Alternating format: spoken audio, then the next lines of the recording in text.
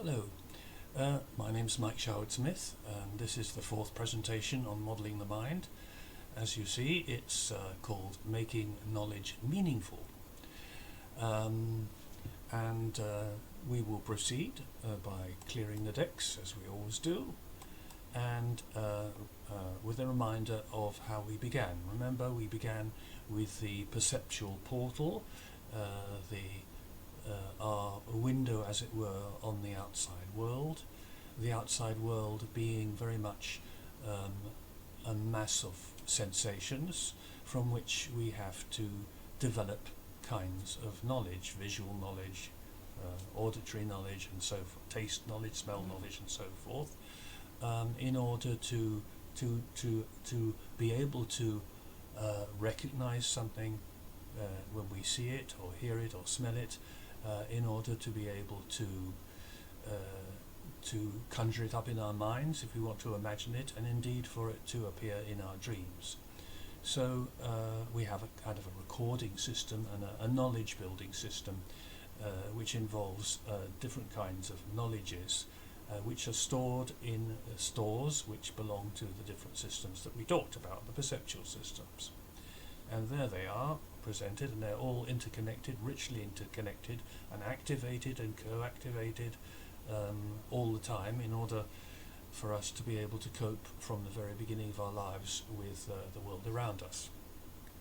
And of course, what's in the store builds up over time as our experience develops, and in doing so, although we all have the identical set of systems, what's in the stores will very much depend on our own personal experience. So in that way, although we have a fixed system, or as you see it in front of you, or at least part of it, even though this is a fixed system that we all have, we are all uniquely individual people, including twins. Identical twins will also be separated in this sense, because they will have slightly different experiences, sometimes very different experiences, and that will make them different in their minds. And then because this presentation of the mind was definitely lacking, one of the things it was lacking was a way of attributing a value to any of these little bits of knowledge that we have represented in the different stores. So we had to have a system, an effective system, which ascribed value, positive or negative, and as I said, it also includes the basic emotions, and this system has to be connected up so we can associate, for example, a smell with a positive emotion, or taste with a negative emotion, or a body feel that is negative in some way and indeed may invoke a negative emotion. So this is a rather important system that we all have as thousands of our biological relatives in the evolutionary scale. We all have this, and this is important, but nevertheless we're not there yet, because even though we are able to record and build knowledge of the different types of perceptual experiences that we have, and even though we are able to ascribe positive and negative value to them, and experience emotion so that we know what is threatening and what is attractive, although we can do all of that with our mind, so far everything is meaningless. It has no meaning. So we have to do something about that. Well, let's first go back to the original idea that everything outside is the sort of world, which is lots of patterns, drumming, and impacting on our sense organs, and this is where we present our mind, right? And the first thing we did was to put in the perceptual portal, the gateway to what's going on outside, giving us perceptual knowledge, the 5 different types, and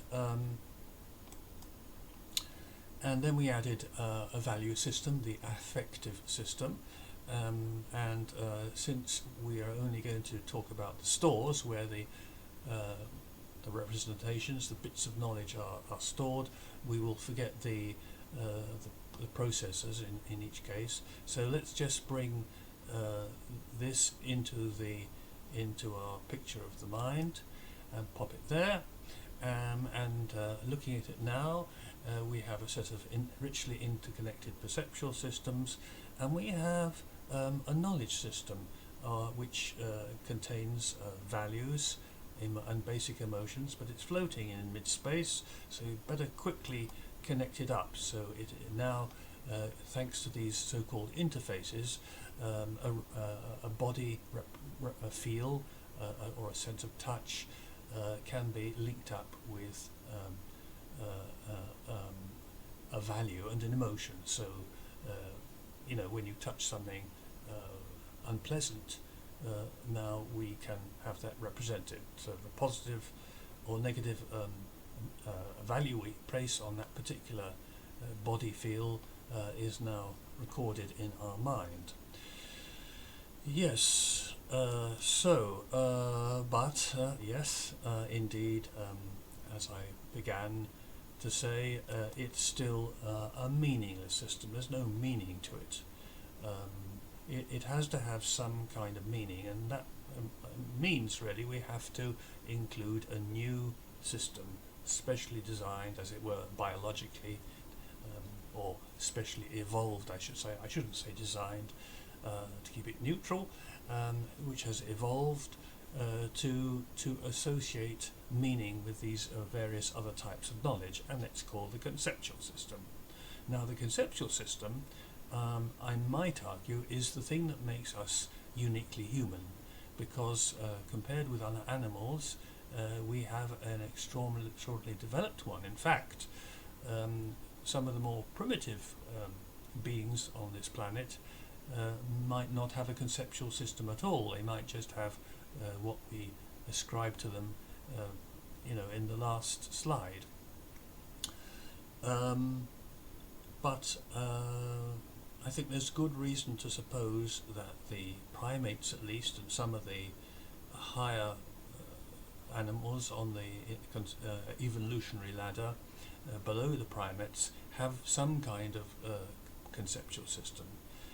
It is true that if we look at neuroscience, there is evidence, quite, I think, compelling evidence to suggest that we have a meaning system in the brain, and because of this, this is really a good reason to include it in our view of the mind.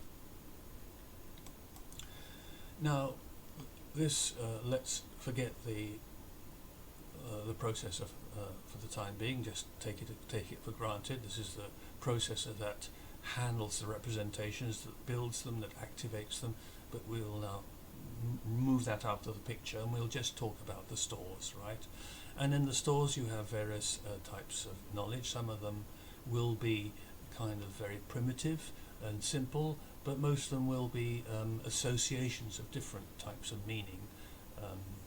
And they will be sitting there in the conceptual store, accumulating as you go through life, experiencing emotions and the perceptual sensations and ascribing meanings to them, making us all uniquely individuals, unique individuals, because even if I had an identical twin, we would have, despite the fact that we both have identical knowledge systems, we will fill those stores in different ways according to our different experiences.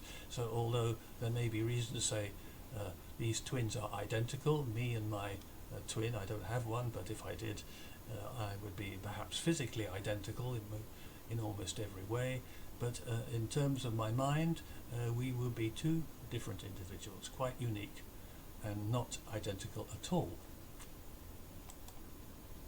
Okay, now one way of looking at how the conceptual store is interconnected with all the other stores is to think of it as a hub. a knowledge hub. Because if you think of an apple and you now know what the meaning of an apple is, that meaning is associated with maybe the sounds of apple crunching, certainly with the taste, with the feel of apples in your hand, with the look of an apple, and also with positive or negative emotions. I hope they're positive. If you like apples, it will be positive, so it will be associated with a positive value in the affective system, and it will hopefully be associated with positive emotions. Right, so